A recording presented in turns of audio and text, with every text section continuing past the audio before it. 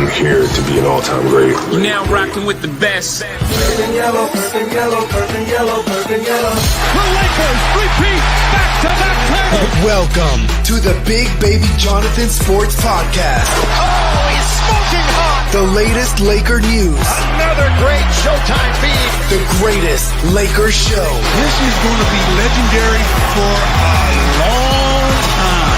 This is the Big Baby Jonathan Sports Podcast. Lakers all day. Go Lakers!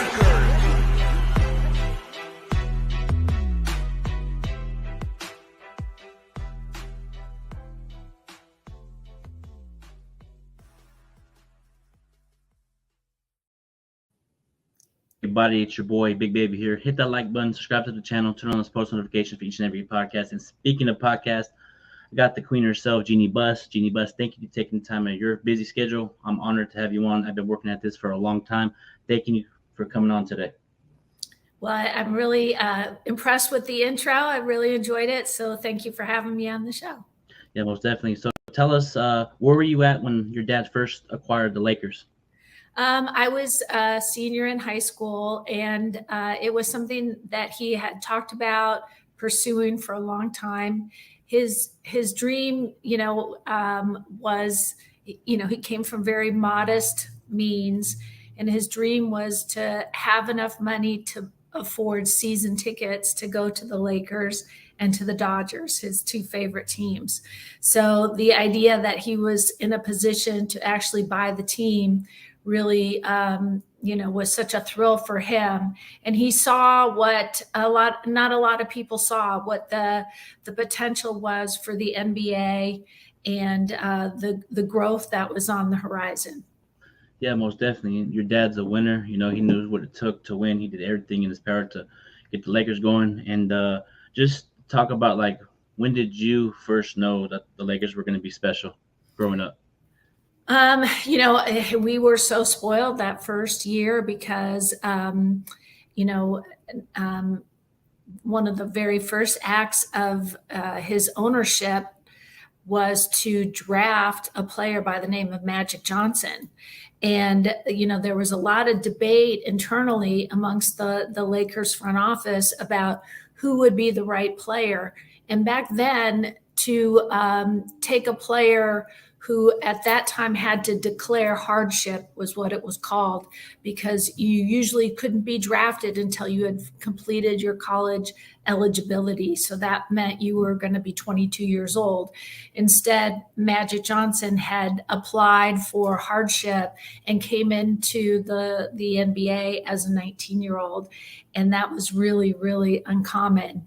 And so there was a lot of pushback against my dad to draft Magic Johnson.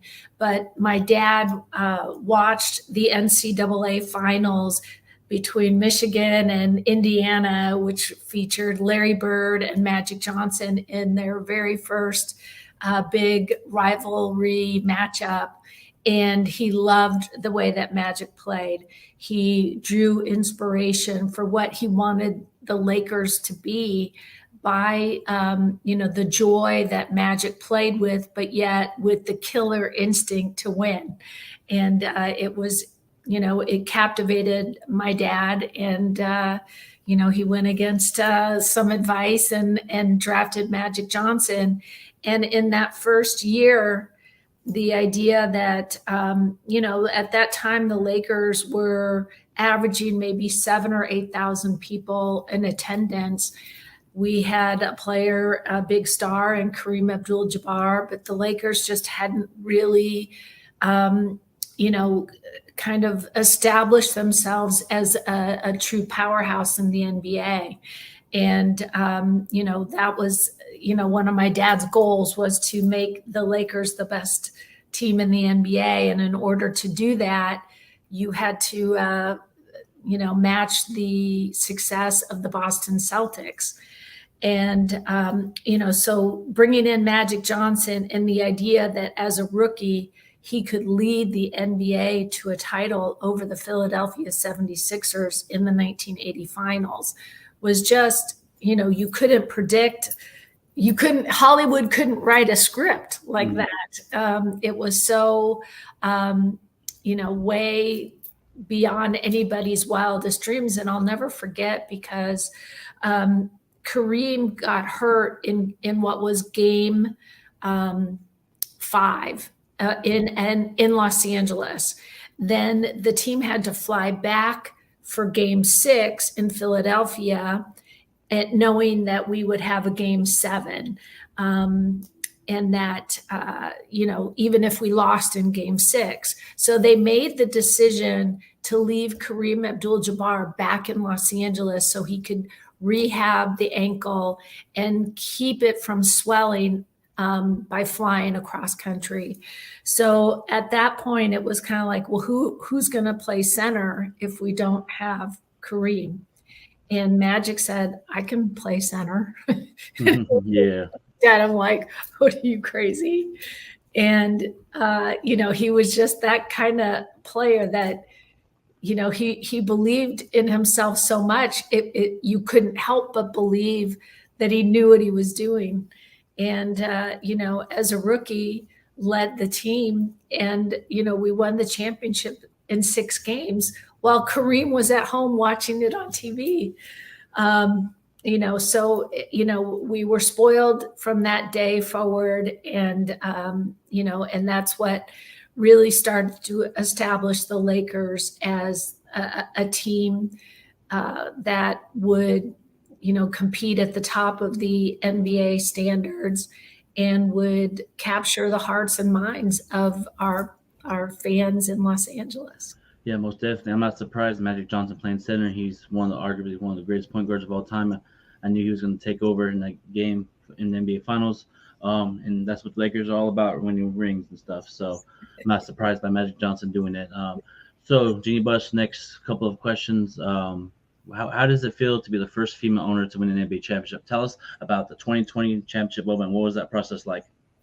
2020 was such a year of ups and downs, and certainly starting off in January with the loss of our beloved Kobe and Gianna Bryant. Mm-hmm. You couldn't imagine anything worse. And then the thing that helped us heal our hearts was getting back to NBA basketball. But then in March of 2020, the world basically shut down because of the COVID virus. Mm-hmm. And, all basketball activities were put on hold. And we were all, forced to stay at home and be disconnected from our community, our friends. And we didn't know if we were ever going to play basketball again. And so I give so much credit to Adam Silver and the brain trust at the NBA that they saw a vision for what could be possible by bringing the teams to one place, Orlando, Florida, and keeping them sequestered so that there was no interaction with the outside world and that you could create virtually a virus-free zone that you could possibly finish the NBA season. So that, became a rallying point for our team. And I admire all the players that made the commitment to go to what we called the bubble, because they had to leave behind their families and friends and their pets and their homes and their beds and everything. And, basically be, in this one spot for 3 months, and watching what was going on in the world while we were, while they were in a bubble.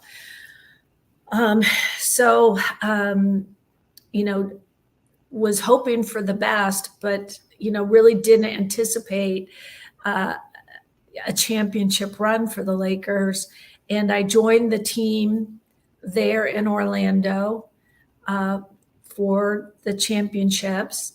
And I couldn't have been more proud, because that kind of pressure of being away from everything that's familiar and everything that gives you comfort really made that championship something special.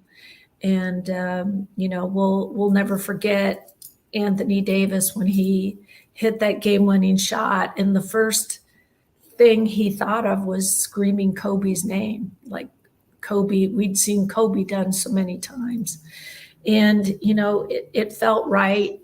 And like I said, I couldn't have been more proud of a team and for what they accomplished under unimaginable circumstances. Yeah, most definitely.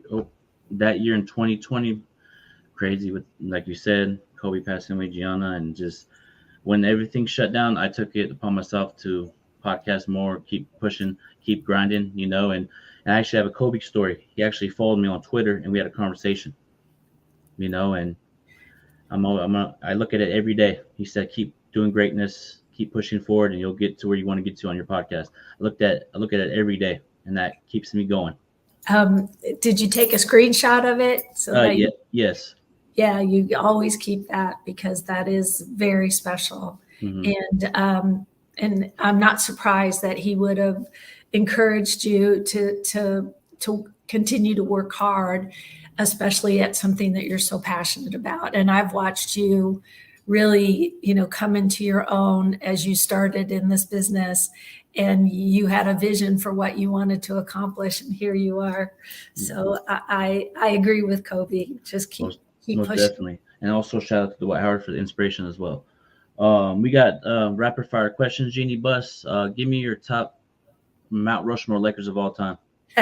Yeah, I fell into this trap once before. I'm not going to fall into it again. That's okay. You can keep it real on Big Baby Sports. That's all we do here is keep it real. So no. I'm going to borrow an answer from Dr. Buss, because he was asked this question a few times in his career, and so his answer was his favorite point guard of all time, Laker point guard, Magic Johnson. His favorite shooting guard of all time, Magic Johnson. His favorite small forward of all time, Magic Johnson. His favorite power forward of all time, Magic Johnson. And his favorite center of all time, Magic Johnson.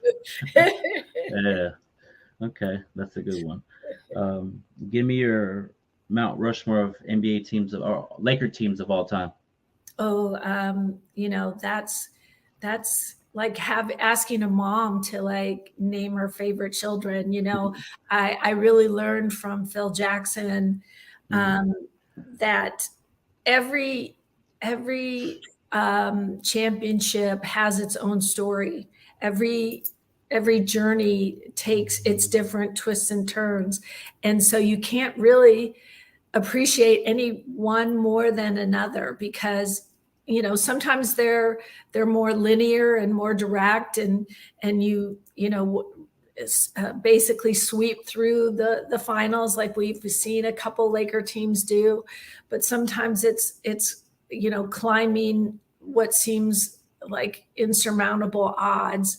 And I look at maybe the 2010 championship against the Boston Celtics, and going into a game 7, being down at halftime and thinking, did we come all this way just to lose to the Celtics again? And when you have a Kobe Bryant on your team, you're never out of it. And who can forget when he made that pass to Ron Artest? I mean, Meta World Peace, and the joy of Meta making that shot and realizing that Kobe had the faith in him to make that shot. I think was a memory that all Laker fans cherish. Yeah, most definitely. That 2010 championship run I loved it. You got Laker team battled, Game 7, arguably the best finals in my opinion that I've experienced. I know you got 2020, but right there, beating the Celtics, we lost to them in 2008. I'm still bitter from it till this day. I wish we would have won 2008, but we got revenge in 2010. Yeah. So what is your Mount Rushmore of all-time Kobe moments? Ooh. Wow. That's that's even harder. I think there are so many great memories. I guess I would, think to the 81 point game. And I've had to explain many times to people that it wasn't Kobe just playing in garbage time and like just, taking advantage of a team that was undermanned, that we were behind at halftime. And Kobe did what Kobe had to do to make sure that we won that game. And so he scored 81 points to make sure that the Lakers would walk away with that victory. And a few weeks before that, he had gone for 60 or 61 points against the Dallas Mavericks. And that was by just the third quarter. And Phil took him out in the fourth quarter. And I'll never forget our drive home. I got in an argument with Phil and I said, why didn't you just leave Kobe in? He was, he was scoring at will. He said, Jeanie, we were going to win the game. Like, what was the point? Like you don't do that. That's not what you do. And, and Kobe understood it. I was the one who didn't understand why he had to come out of the game.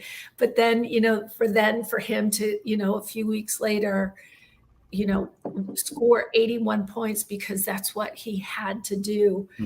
That the willpower of Kobe was so strong and could never be underestimated. Yeah, most definitely, man. I remember the 81 point game. He did everything he could, scoring at will. And also, too, Kobe, I remember there was a game against San Antonio where Gary Vitti popped his finger back in his place to go back out there because I remember the ball hit his hand, popped it back in and played through it. You don't see a lot of guys in today's NBA play like that. So it's like, I love to see I like when I saw Kobe. He was like, come on, Kobe, you got this. Yeah, like Phil used to say he'd never seen a player with as high pain threshold as Kobe, that he could do something like that and just move on right to the next thing. He never lingered in the agony. He always kept moving forward. What a great lesson for all of us. Yeah. What is your Mount Rushmore of all-time NBA owners? There's been some really, really good ones and some really not so good ones. I guess I would say, I have, when I came into the league in the late 90s as an alternate governor, most of the governors in the room were much older than me. And, I couldn't really relate to them. And I thought to myself, this is going to be a really difficult position for me to be in because I'm not really, how am I going to have, conversations? How am I going to garner their respect? And then I realized that any new owner that came in after me would be somebody that I could, put my hand out to and, kind of give, my support and whatever help they needed in adjusting to this league that they are now a part of. And so in the year 2000, Mark Cuban came into the league and, he and I are about the same age. And, this was somebody that, thought a little bit differently than the established guard and, didn't look at me as somebody that, should be, delivering the coffee as opposed to somebody that deserved a seat at the table. He was of a different generation. And, I, have a very deep respect for Mark Cuban for that reason. And, I was happy for him when he won a championship. I want, if the Lakers couldn't win, then it doesn't really matter to me who wins. But, congratulations to him. And he's always run an excellent organization and always been competitive. And that's a hard thing to do after, 25 years in this league. Yeah, most definitely. Mark Cuban, keep up the great work. Now we're going to go to describe in one word. Describe the Lakers organization in one word.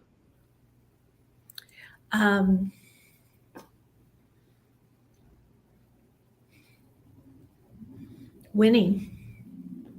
Describe your time with the Lakers in one word. Glorious. Describe Kobe Bryant's career in one word. Spectacular. Describe Kobe Bryant's mentality in one word. Determined. Describe Kobe Bryant and Shaq's relationship in one word. Complicated. Describe the NBA championship, bubble championship in one word. Unusual. Describe last season in one word. Optimistic. Describe Andrew Bynum's career with the Lakers. Too short. Describe Lamar Odom's career with the Lakers in one word.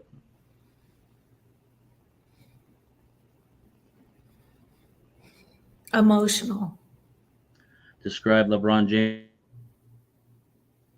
James' career with the Lakers in one word. Ongoing. Describe Anthony Davis's career with the Lakers in one word.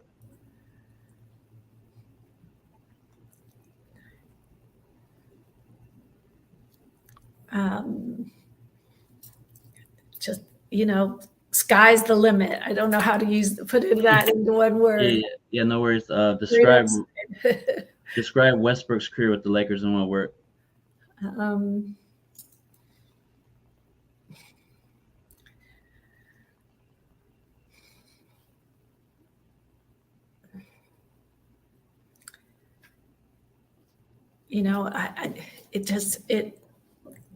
It wasn't the way we wanted it to be. I wish I could think of the right word to describe that feeling, but I really love the kid. Yeah, he's a very good competitor, and it was just unfortunate. Just tell us about the Lakers season, first year with Darvin Ham. Tell us a little bit about that. How do you feel like he did with this Laker team this season? Solid. When I think of Darvin, I just think of him as he's just grounded, strong, somebody that you can lean on, consistent. You know what you're going to get during the season. He never got too high. He never got too low.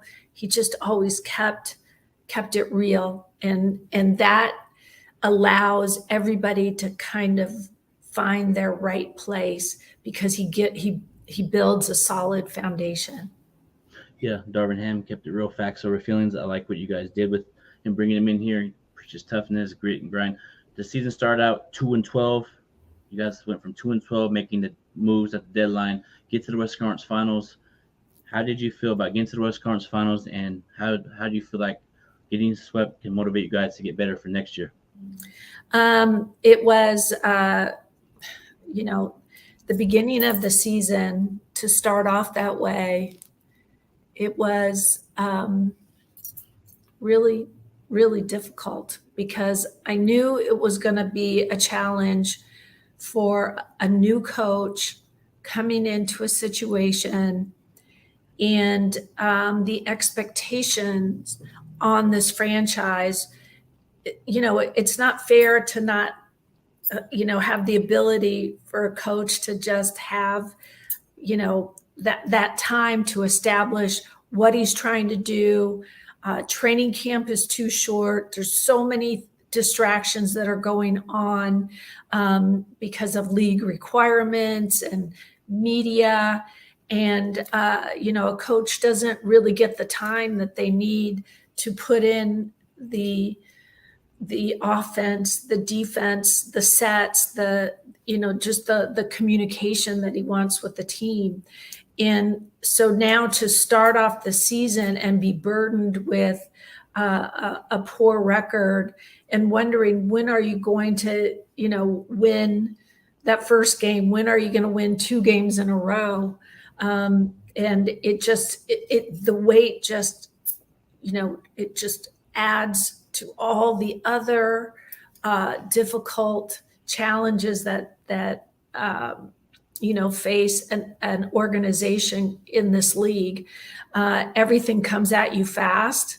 Phil used to tell me that, when you have a team, you want to get to 20 wins before you get to 10 losses.